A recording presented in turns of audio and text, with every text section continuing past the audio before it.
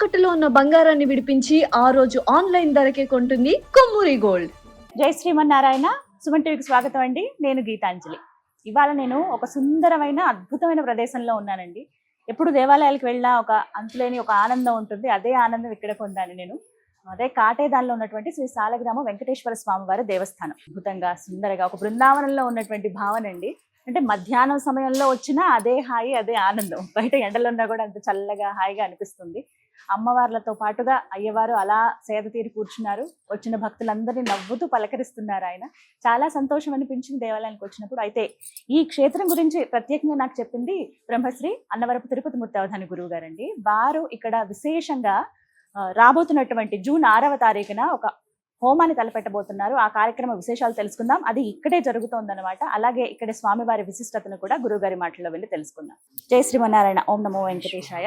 గురుగారు నమస్కారం. అందరికీ నమస్కారం అండి. స్వామి ఎంత చక్కగా ఉన్నారు. దగ్గరగా కూర్చొని ఇచ్చారు, సంతోషం. పర్మిషన్ తోటి మనం మూలమూర్తిని వీడియో తీస్తున్నామండి. అదొకటి ముందుగా చెబుతూ ఉన్నాం. గురుగారు, మరి ముందుగా ఈ క్షేత్ర మహత్యం తెలుసుకోవాలనుకుంటున్నాం. చాలా విశేషంగా ఉంది. చుట్టూ అన్ని బిల్డింగ్లే ఉన్నాయి, కానీ గుట్టపైన స్వామివారు అలా కొలువై ఉన్నారు. వృషశైలాధిప ఏవ దైవతన్నః వృషభాద్రీశ్వర ఏవ దైవతన్నః ఫణిశైలాధిప ఏవ దైవతన్నః భగవాను వెంకట ఏవ దైవతన్నః.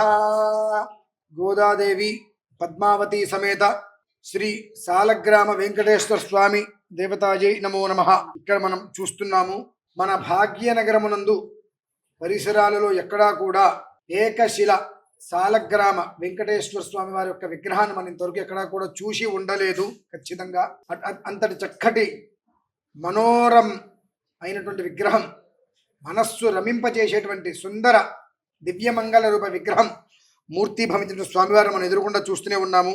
ఆ స్వామివారి యొక్క పాదాల చెంత అద్వితీయమైనటువంటి క్రతువు కూడా మనం సంకల్పం చేసి ఉన్నాము అనేటువంటి విషయం మీ అందరికీ కూడా తెలిసిందే.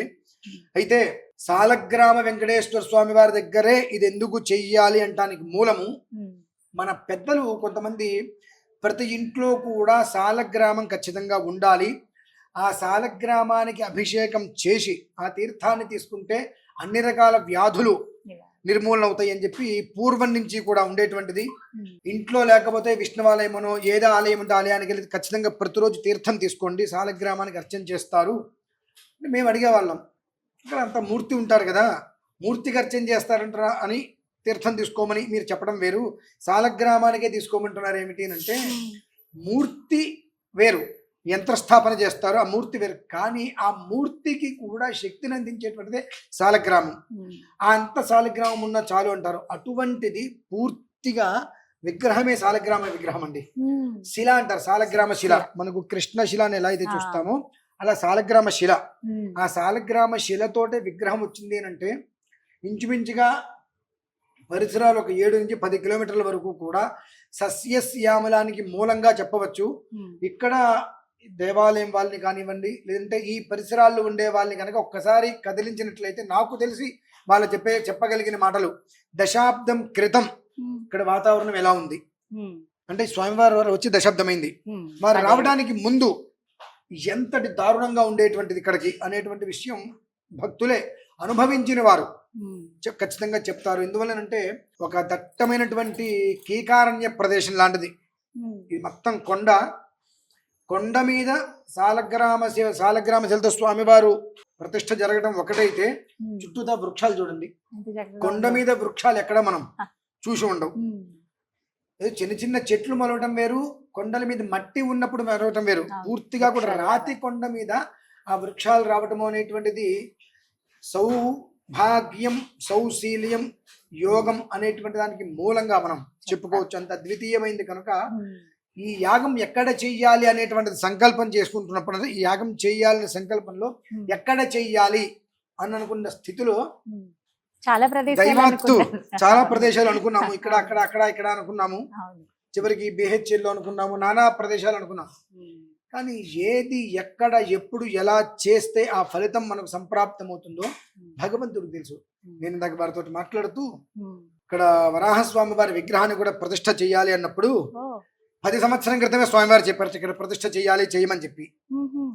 ఇప్పుడు రాజగోపురం కూడా జరుగుతుంది కాబట్టి నిర్మాణం నెక్స్ట్ సంవత్సరం బ్రహ్మోత్సవాల కల్లా రాజగోపురంతో పాటుగా భూవరాహ స్వామి వారి విగ్రహ ప్రతిష్ఠ కూడా ఇక్కడ మ్మ్. ఆ స్వామివారి అనుజ్ఞతో స్వామి అనుగ్రహం జరగాలని మనస్ఫూర్తిగా ప్రతిష్ఠితం జరుగుతుందని చెప్పి చాలా సంతోషంగా ఉంది. మ్మ్. అటువంటి పవిత్రమైనటువంటి స్థలం మ్మ్. ఏదైనా ఒక అర్చన ఒక ఆరాధన మనం నిర్వహించాలి అంటే అంత డబ్బుంటే నిర్వహించేస్తాం, కానీ దానివల్ల ఎలాంటి ఉపయోగము లేదు. మ్మ్. ఆ స్థలానికి చరిత్ర అనేటువంటిది ఉండాలి. ఆ చరిత్ర ఎలా ఉంటుంది అంటే ఇక్కడ ఇంతకుముందు కూడా మనం విన్నాం, మ్మ్. ఒక గంప మట్టి కూడా ఇక్కడ దొరికేటువంటిది కాదు. ఆ, అటువంటి ఇక్కడ రాయి. స్థలంలో 10 సంవత్సరాల క్రితం మ్మ్. మొత్తం ఒక కొండ, 10 సంవత్సరాల తర్వాత వచ్చేటప్పటికి స్వామివారు వెలవటమే కాకుండా ఎక్కడ పరిసరాలన్నీ కూడా ఒక స్థితికి ఏర్పడ్డాయి అంటే అది ఎక్కడైతే మూర్తి భవించడం, మూర్తిని మనం పెట్టడం కాదండి, మ్మ్. మూర్తి భవించినటువంటి ప్రదేశం ఎక్కడైతే ఉంటుందో ఆ పరిసరాలు ఎప్పుడూ కూడా ఆయన కనుసన్నల్లో చల్లగా ఉంటుంది అనడానికి ప్రత్యేకంగా మనం వేరే చెప్పనవసరం లేదు. మ్మ్. అటువంటి దివ్యమంగళ క్షేత్రమునందు ఈ నెల అంటే జూన్ మ్మ్. జూన్ 6వ 6వ తారీఖు తారీఖున. మ్మ్. భూవరాహ యజ్ఞం అండి. మ్మ్. ఆ భూవరాహ యజ్ఞము గురించి మనం ఇంతకుముందు కొన్ని చెప్పుకున్నాము. మ్మ్. ఆ భూమి హిరణ్యాక్షుడు అనేటువంటి రాక్షసుడు లోపలికి తీసుకెళ్లిపోగా సముద్ర గర్భంలోకి పాతాళంలోకి మ్మ్. మధ్య కూర్మ వరాహ అనేటువంటి 3వ అవతారంలో కళ్ళు మూసి కళ్ళు తెరిచేటువంటి సమయంలో వేగంగా భూమిలోకి చొచ్చుకుపోయి మ్మ్. ఆ హిరణ్యాక్షుడు అనేటువంటి రాక్షసుడితో శతాబ్దాల పాటు మ్మ్. యుద్ధం చేసి ఆ భూమిని మళ్ళీ స్వామివారి పైకి తీసుకురావడం జరిగింది. భూమి లోపల కోటాను కోట్ల విలువైనటువంటి ద్రవ్యాలు చాలా ఉన్నాయి. మ్మ్. మట్టిలోనే ఉన్నాయి అన్ని, మ్మ్. బంగారు కావచ్చు, వెండి కావచ్చు, వజ్ర వైఢూర్యాలు కావచ్చు, మరకత నవరత్న ఖచ్చిత ఏమైనా సరే మ్మ్. అన్ని రకాల ద్రవ్యములు కూడా భూమిలోనే సంపద అనేటువంటిది భూమే, ఇంకా ఏమీ లేదు. అన్ని రకాల సంపదలు భూమిలో ఉన్నాయి కాబట్టి ఆ భూ సంపదకి అధిపతి ఎవరంటే వరాహస్వామి వారు. మ్మ్. మన కర్మ ప్రారంధము మనం చేసుకున్నటువంటి దుర్మార్గమైన పనులు ఏమిటి అంటే ఏది ఎప్పుడు ఎలా దేనికి అనుసరించాలో అది వదిలేస్తున్నాం. మనకు సంపద ఇచ్చేటువంటిది వరాహస్వామి వారు, మ్మ్. మనకు యోగానికి కారణం వరాహస్వామి వారు. ఆయన్ని వదిలేసి అన్ని చేసుకుంటూనే వస్తున్నాం. అందుకనే స్థిరం అనేటువంటిది లేకుండా మ్మ్. అస్థిరంగా ఉంది ప్రతి ఒక్కటి కూడా. ఎంత సంపాదిస్తున్నప్పటికీ కూడా నిలవలేకపోవడం, ఎంత కష్టపడ్డా ఫలితం లేకపోవడం అనేటువంటిది ప్రతి మనిషిలోనూ మనం ఎందుకు చూస్తున్నాము అంటే మూలాన్ని మర్చిపోతున్నాం. మ్మ్. ఈ మూలం అనేటువంటిది ఇతపూర్వం ఏనాడో వచ్చింది, మరలా రావాలి అంటే ఈ కట్టెలు అయితే ఉండవు. మ్మ్. అంటే ఇప్పుడు 35-40 సంవత్సరాల్లో ఉండేటువంటి జనాలు ఎవరైతే ఉంటారో మరలా ఇదే అధిక జ్యేష్ఠ మాసంలో ఈ తిథివార నక్షత్రాలు కలిసి వచ్చే సమయానికి ఎవరు ఉండరు. మ్మ్. ఇప్పుడు మనకు ఆ అవకాశం భగవంతుడు ఇచ్చాడు గనక మ్మ్. రుణం అనేటువంటిది లేకుండా శేషం అనేటువంటిది ఏమాత్రము కూడా ఉండకుండా, మీరు ఒక ఇందాక కూడా వాళ్ళకి చెప్పాను, చిన్న గుంట తీయండి అంత మట్టి వస్తుంది, ఆ మట్టి నా గుంటలో వేయండి సరిపోదు, అయితే పైకి వస్తున్నది లోపలికి వెళ్ళిపోతుంది, దాన్నే శేషం అంటారు.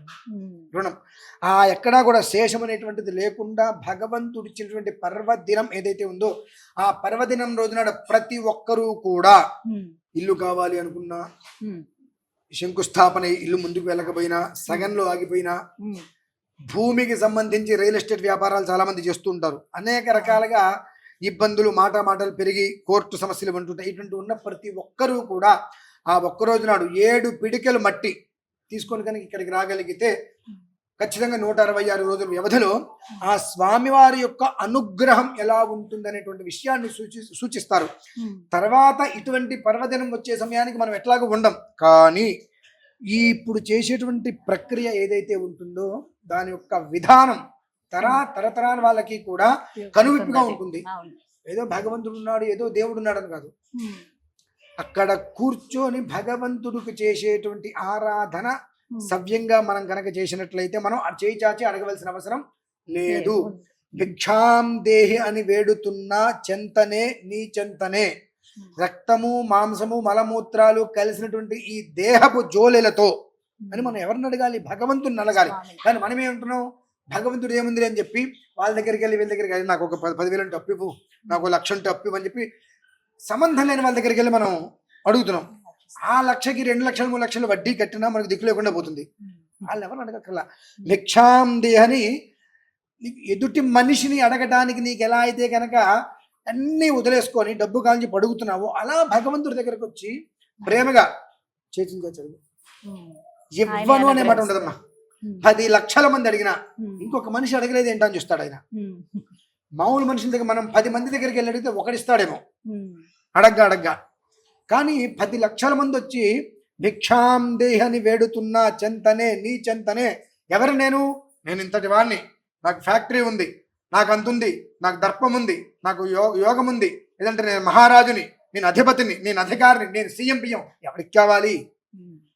ఎవరిని అంటే కేవలము కూడా రక్త మాంసాలతో ఉన్నటువంటి ఒక శరీరపు జోలెలతో ఏముంది వాళ్ళ రేపొద్దున మట్టిలో కలిసిపోతుంది. ఇటువంటి శరీరంతో ఉన్నటువంటి నేను నిన్ను అడుగుతున్నానయ్యా అనేటువంటి ఒక్కటి ఆయన అడిగి చూడండి. 6వ తారీఖు ఎప్పుడైనా అడగచ్చు. 6వ తారీఖు ప్రత్యేకమైన విధానం ఉంది కాబట్టి ఆ ఒక్కరోజు 7 గుప్పెళ్ళు మట్టి తీసుకువచ్చి వారు ఉన్నటువంటి స్థలం దగ్గర నుంచి వారికి ఏదైతే స్థల ప్రభావం ఇబ్బంది ఉందో అక్కడ 7 గుప్పెళ్ళు మట్టి. ఇదొక విధానం. అయితే రెండవ విధానం, మన కడుపున పుట్టి దుర్వ్యసనాలకి లోనే, అది అనేక రకాలుగా కావచ్చు, దుర్వ్యసనాలకి లోనే చేసేటువంటి అప్రతిష్ట పనులకు కుటుంబంలో చాలా అగచాట్లు పడుతూ ఉంటారు.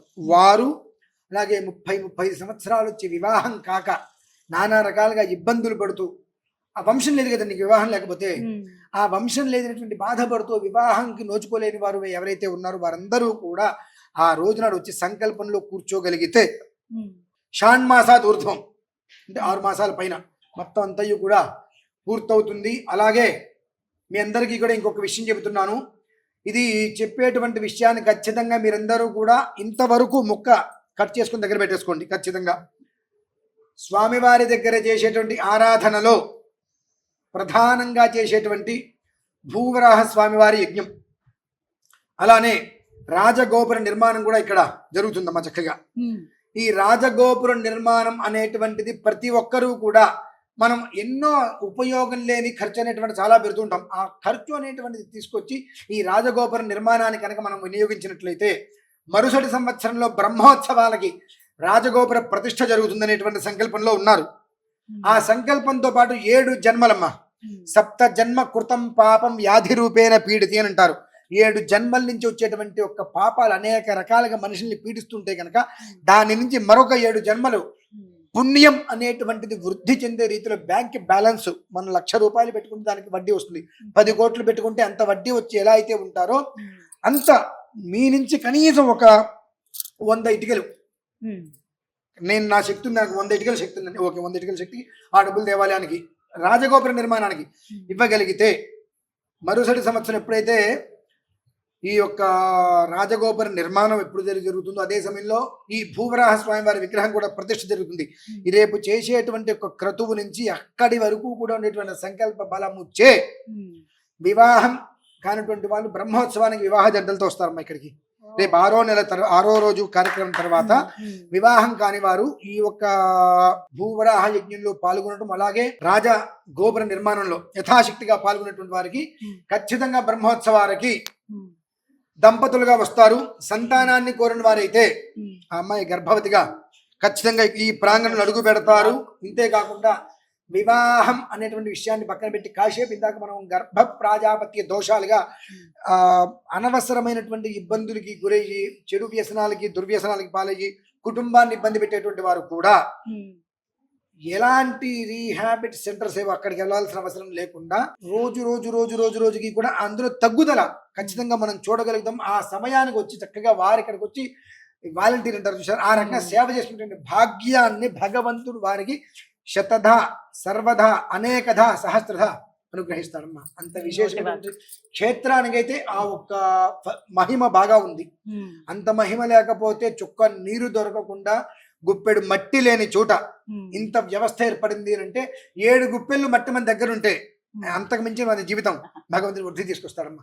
అది విషయం. మరి ఎవరెవరు పాల్గొనొచ్చండి ఆ రోజు 6వ తారీఖు కార్యక్రమం విశేషాలు చెప్పండి. ఎప్పుడు ప్రారంభం అవుతుంది, రోజంతా ఉంటుందా సమయం? కార్యక్రమం అనేటువంటిది ఉదయం 10 గంటల లోపు మాకు కనుక ఆ మట్టిలో వాళ్ళు ఎప్పుడైతే కనుక మాకు ఫోన్ చేసినప్పుడు వాళ్ళకి మేము ఒక ఫోటో పంపిస్తాము. ఆ ఫోటోలో వారి నక్షత్రము, వారి గోత్రము, వారి పేరు, అంతే. ఇంకా ఏమి ఏంటంటే మా తాతగారి పేరు, నాన్నగారి పేరు, మా పేరు ఇవన్నీ వద్దండి.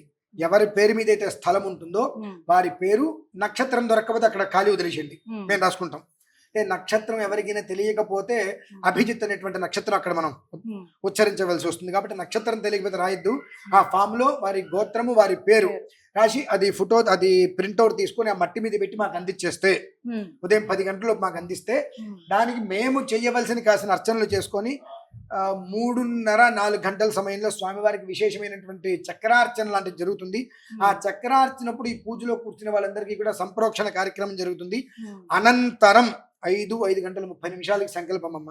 ఆ సంకల్పం యజ్ఞ ప్రతిష్ఠ జరుగుతుంది. లోపలికి దిగి ఒక 40 నిమిషాలు ఇంతసేపు లోపల ఆ అగ్ని ప్రతిష్ఠ మొత్తం పూర్తయిన తర్వాత ఆ భూయజ్ఞ వరాహ స్వామి వారిని ప్రతిష్ఠ చేసి యజ్ఞ రూపంలో ఆయనకి ఇవ్వాల్సిన హవిర్భాగాలు ఏవైతే ఉంటాయో ఆ హవిర్భాగాలన్నీ కూడా స్వామివారికి అర్చించిన అనంతరం పూజలో కూర్చున్న వారి చేత ఒక రకమైన మంత్ర ప్రయోగంతో వారి చేత కూడా హోమం చేయించడం జరుగుతుంది. అనంతరం ఆ యజ్ఞ భస్మాన్ని వీరు తీసుకొచ్చిన మట్టి ఏదైతే ఉంటుందో ఆ మట్టిలో వేసి వారికి ఏం చేయాలనేటువంటి విషయం అప్పుడు మేము వివరిస్తాము. అది చేసుకున్న పిదప 166 రోజులమ్మా పూర్తిగా. ఇందులో రియల్ ఎస్టేట్ వ్యాపారులు, గోల్డ్ వ్యాపారులు, సిల్వర్ కావచ్చు, డైమండ్ కావచ్చు, మైనింగ్ అంటే వీటిలన్నిటికీ కూడా అధిపతి ఆయనే. మైనింగ్ కావచ్చు, పంచలోహాలు ఉన్నాయి, అష్టధాతువులు ఉన్నాయి.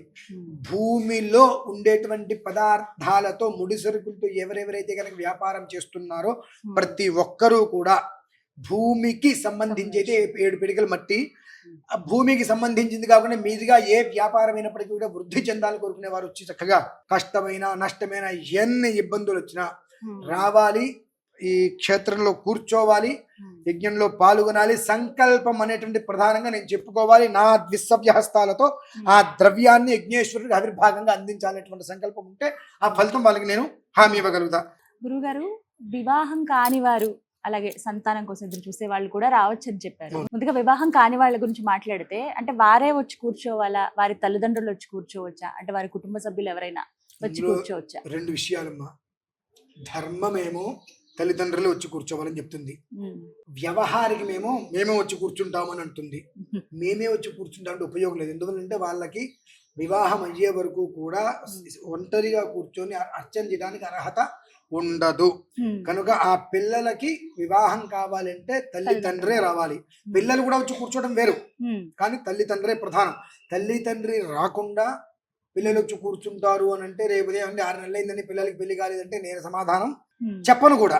అంటే ముందే ఆ విషయం కూడా ఇప్పుడు వారు అన్నారు కాబట్టి మనకు తోచింది నాకు కూడా వెంటనే. కాబట్టి వివాహం విషయంలో తల్లిదండ్రులే ప్రధానంగా వచ్చి కూర్చోవాలి.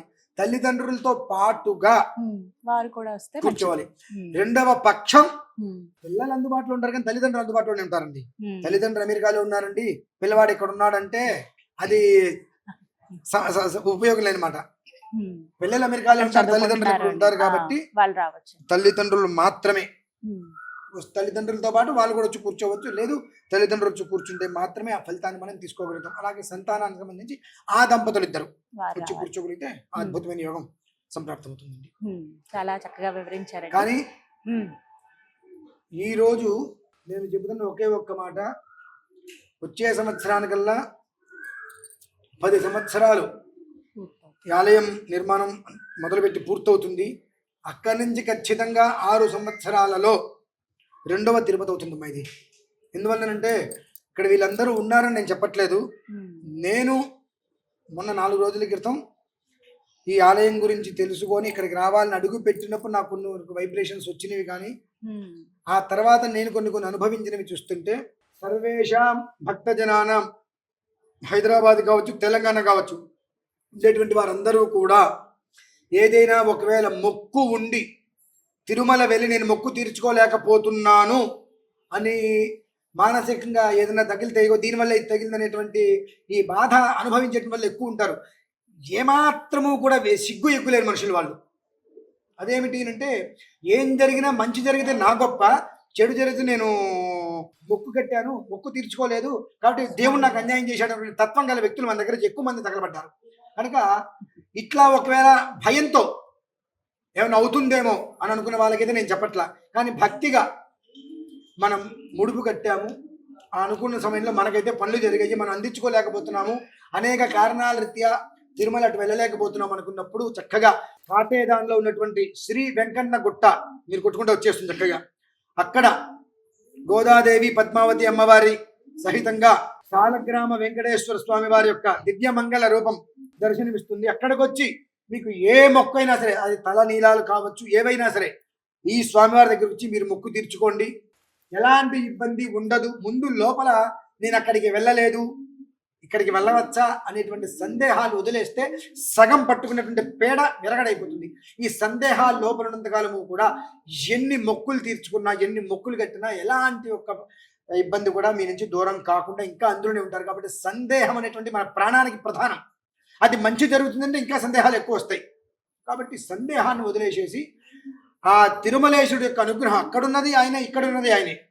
వెంకటేశ్వర స్వామి వారిని మాత్రమే మీరు ఇక్కడ దృష్టిలో ఉంచుకొని సాలగ్రామ శిలగా ఇక్కడ మనందరి కోసం మూర్తి భవించాడని చెప్పి ఆ ఏదైనా మొక్కులు ఉన్నాయంటే చక్కగా ఆ హుండీలో ఆ మొక్కులు అవన్నీ తీర్చుకొని స్వామివారికి అనుగ్రహం పరిపూర్ణంగా మీ అందరికీ కూడా ఉంటుందని చెప్పి కోరుకుంటున్నాను. ఒక 6 సంవత్సరాలలో మనకు చిన్న తిరుపతి అంటే ఇదే అవుతుందండి మనకు. ఇప్పుడు ఆ మాట నేను ఎందుకు చెప్పానంటే తిరుమలలో ఆ మూర్తి ఎలా అయితే ఉంటారో అలానే, కాకపోతే ఆయన చాలా రిచ్ దేవుడు, అంతే కదండి. ఆయన చాలా రిచ్ దేవుడు కాబట్టి ఒక విషయం చెప్తా, గుర్తుపెట్టుకోండి.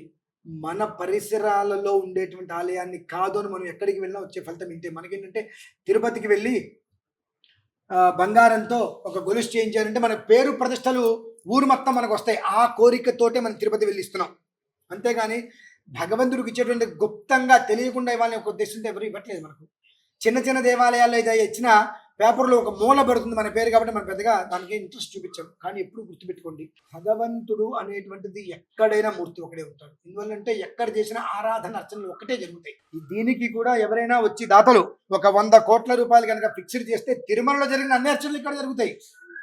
అంత లేనప్పుడు ఉన్నంతలో ఎంతవరకు చేయవచ్చో అంతవరకు జరుగుతుంటుంది. కాబట్టి అక్కడ కేవలము కూడా ద్రవ్య లోపము వలనే, అంటే ఆ ద్రవ్యాన్ని తెచ్చుకునేటువంటి స్థితిగా మనం అంత స్థాయిలో లేకపోవడం వల్లే అర్చనలు జరిగేటువంటి దాంట్లో కొంచెం నింపాదిగా జరుగుతున్నాయి. అంతకుమించి వెంకటేశ్వర స్వామి వారి ఎక్కడున్నా ఆయన వెంకటేశ్వర స్వామి వారి, అదొక్కటి మీరందరూ కూడా దృష్టిలో ఉంచుకోవాలి. 6 సంవత్సరాల తర్వాత చిన్న తిరుపతి అంటే మనం ద్వారకా తిరుమల అనుకుంటాం, మన తెలంగాణకి ఇదేనండి. అది మాత్రం నేను ఈ రోజే చెప్తున్నాను. ఇదే విషయాన్ని గుర్తుపెట్టుకొని 6 సంవత్సరాల తర్వాత నన్ను ఏదైనా తడవస్తే అడగచ్చు. తప్పకుండా మీ నోటి వాక్కు సంతోషం అండి, అంతా ఆయనే జయించుకుంటారు స్వామి దయ. చాలా సంతోషం గురుగారు. జూన్ 6వ తారీఖు శనివారం ఉదయం 9 గంటలకల్లా అందరూ యజ్ఞానికలు వచ్చేస్తే మంచిది కదండి. అంటే ఎక్కడ ఇబ్బంది అవ్వకుండా ఉంటుంది. మట్టి తీసుకొచ్చే వాళ్ళు కూడా ముందుగానే వస్తే మంచిది. 10 గంటల లోపే రావాలి. సుమారుగా ఎంత సమయం వరకు పట్టొచ్చు? సమయము అనేటువంటిది నాకు ఒక రకమైనటువంటి తీక్షణ దృష్టి ఏర్పడుతుందండి. నేను కూర్చున్న తర్వాత అక్కడ నాకు చాలా తృప్తి అనిపించేంత వరకు జరుగుతుంటుంది. అది గంటలో అవ్వచ్చు, 10 నిమిషాల్లో పూర్తి చేసేయచ్చు, 2-3 గంటలు కూడా పట్టవచ్చు. అంటే అక్కడ నేను కూర్చున్న సమయంలో వచ్చేటువంటి కొన్ని వైబ్రేషన్స్ అయితే ఏవైతే ఉంటాయో దాన్ని అనుసరించి వచ్చిన వాళ్ళందరికీ కూడా సరియగు విధానంలో ఈ యొక్క అర్చన, ఆరాధన, యజ్ఞము అనేటువంటిది ఫలితం అనేటువంటిది ఈ విధానాన్ని అనుసరించి ఏర్పడింది అని అనిపించిన క్షణం వరకు అది ఎంతసేపు టైం చెప్పలేను. ఎందుకంటే టైం చెప్పి నేను ఇబ్బంది పెట్టలేను. ఏదైనా ఒక 3-4 గంటలు కూర్చోడానికి సిద్ధపడి రావాలి ఖచ్చితంగా. అంటే ఉదయం 10 గంటలకి మీరు మట్టి చేసేస్తే మీరుంటే స్వామివారి దగ్గరే ఉండవచ్చు. ఆలయంలో ప్రతి శనివారము ఎంతమంది వస్తే ఎంతమందికి భోజనాలు ఉంటాయి. కానీ ఈ పూజలో పాల్గొనాలని ఒక ఉద్దేశంలో వచ్చిన వాళ్ళు మాత్రం గబికినందులోకి వెళ్ళి కూర్చోకండి. ఎందుకంటే ఆకలి వేస్తుంది. కానీ ఏంటంటే ఒక రోజు కడుపు మాడితే తర్వాత జీవితకాలం కూడా కడుపు నిండుగా ఉంటుంది. అది దృష్టిలో ఉంచుకొని ఎట్టి పరిస్థితుల్లో ఆ రోజు చాలామంది వస్తారు భోజనాలకి. పూజలో పాల్గొనే వారు మాత్రం గబిక్కినందులోకి వెళ్ళి కూర్చొని భోజనం చేసే ఒక ప్రక్రియను మాత్రం అనుకోండి. కాస్త అల్పాహారం అయితే అందుబాటులో ఉంటుంది, అల్పాహారాన్ని మాత్రం మీరు తీసుకోవచ్చు. మరొక విషయం ఏమిటి అంటే మీ అందరికీ కూడా నేను పేరున చెప్పదలుచుకుంది ఏమిటి అంటే, ప్రతి ఒక్కరికి పేరున చెబుతున్నటువంటి విషయం ఏమిటి అంటే, గోదాదేవి పద్మావతి సమేత సాలగ్రామ వెంకటేశ్వర స్వామి వారి యొక్క దివ్యమంగళ విగ్రహం మనకు మూర్తి భవించి సాక్షాత్కరిస్తున్న స్వామివారి యొక్క సన్నిధిలో ఏదైతే మనం 6వ తారీఖు సంకల్పం చేసి ఉన్నాము భూవరాహ యజ్ఞము. అది అనేటువంటిది ఆ జన్మ సహస్రేషు ఆధ్యాత్మిక ఆది భౌతిక ఆది దైవిక దుఃఖములన్నిటిని కూడా పూర్తిగా నివారించి జీవితానికి ఒక చిగురు అనేటువంటిది ఏర్పడేటువంటి విధానంలో ఎలాంటి సందేహము ఎలాంటి ఆలోచన కూడా మీకు ఎవరికి కూడా అవసరం లేదు. అలాగే మరొక విషయము, ఈ యజ్ఞంతో పాటుగా ప్రతి ఒక్కరూ కూడా రాజగోపురం అనేటువంటిది ఏదైతే నిర్మాణంలో ఉన్నదో ఆ నిర్మాణ క్రతువులలో ధన వస్తువు రూపేణ సహకరించండి. ఖచ్చితంగా 10 అనేటువంటిది స్వామివారికి దశావతారాలు. రేపు వచ్చే బ్రహ్మోత్సవాలు 10 సంవత్సరాలు పూర్తవుతాయి. అంటే ఆ యోగం అనేటువంటిది ఏ రకంగా అయితే కనుక ఉంటుందో కల్కి అనేటువంటి దశావతారం కూడా చెప్పబడి ఉన్నది. కేవలము కూడా దుష్ట శిక్షణ అనేటువంటి ఒక విధానంలో కల్కి అవతారం అనేటువంటిది స్వామివారు ఉద్భవిస్తున్నారు. రకరకాలుగా మనం వింటూనే ఉన్నాం.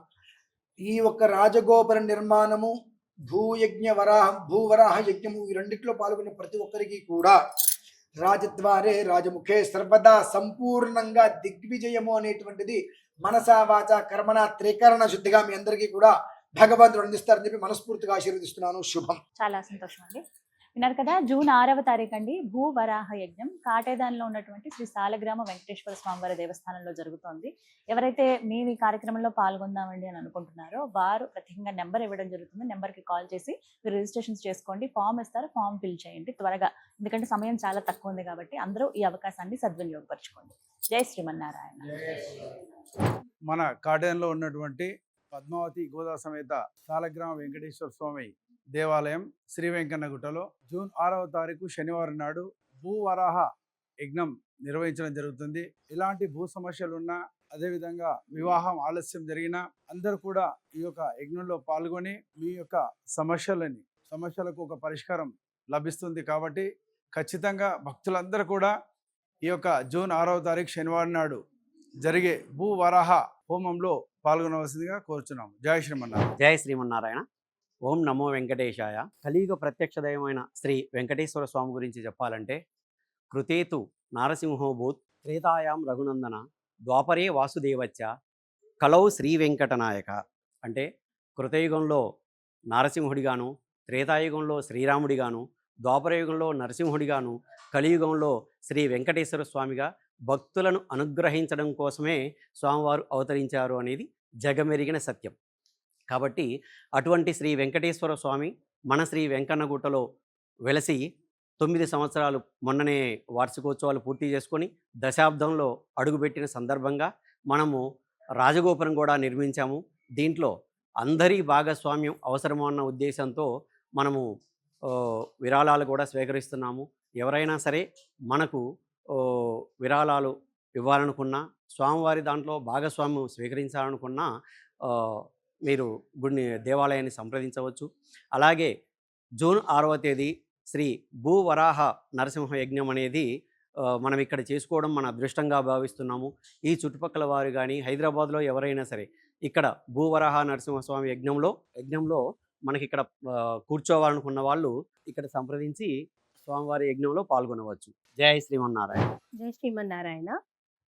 మన కాటేదాన్ వెంకన్నగుట్టలో శ్రీ భూవరాహ స్వామి యజ్ఞం జరుగుతుందండి. జూన్ 6వ తారీఖున శనివారం రోజున చాలా అత్యంత వైభవంగా జరుగుతుంది. ఎవరైతే భూ సమస్యలతో బాధపడుతున్నారో, పెళ్లికాక బాధపడుతున్నారో, సంతానం లేక బాధపడుతున్నారో వాళ్ళందరూ ఈ యజ్ఞంలో పాల్గొని స్వామివారి అనుగ్రహంతో మీ సమస్యల్ని తీర్చుకోవాలని అందరినీ విన్నవించుకుంటున్నాను.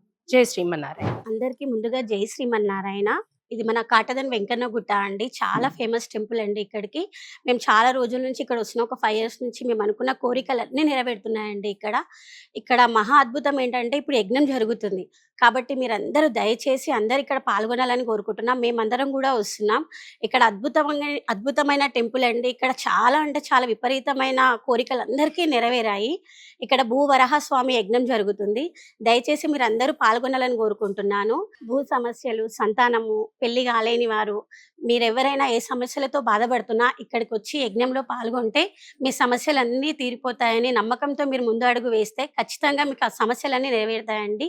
జూన్ 6 శనివారం రోజున భూవరాహ స్వామి హోమం జరుగుతుంది. దయచేసి మీరు అందరూ పాల్గొనాలని చెప్పి మనస్ఫూర్తిగా కోరుకుంటున్నాను. జై శ్రీమన్నారాయణ.